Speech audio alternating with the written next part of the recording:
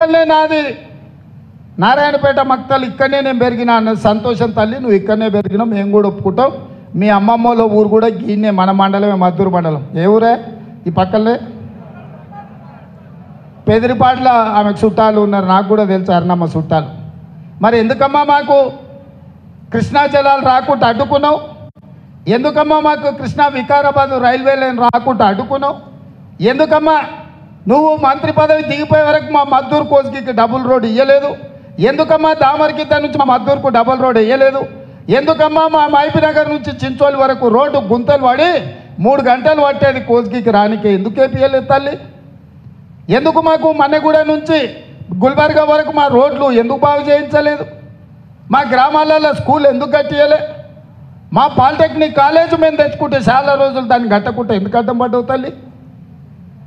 మా దౌలతాబాద్కు మా బొమ్మరాజపేటకి ఇయాలకి జూనియర్ కాలేజీలో మొన్న నేను వచ్చి తెచ్చుకునే వరకు ఎందుకు ఇవ్వలే తల్లి కోస్గిలో మా మహిళా డిగ్రీ కాలేజీను ఎందుకు ఇవ్వలే ఇవన్నీ ఇవ్వకపోయినా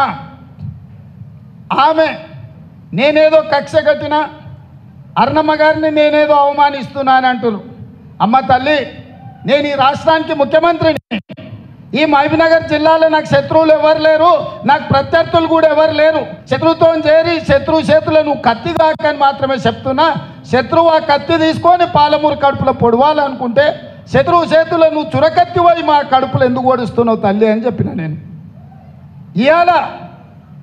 10 ఏళ్ల నుంచి మీ నరేంద్ర మోడీ ప్రధానమంత్రిగా ఉన్నాడు భారతీయ జనతా పార్టీ ఉపాధ్యక్షురాలుగా జాతీయ ఉపాధ్యక్షురాలుగా నువ్వు ఉన్నావు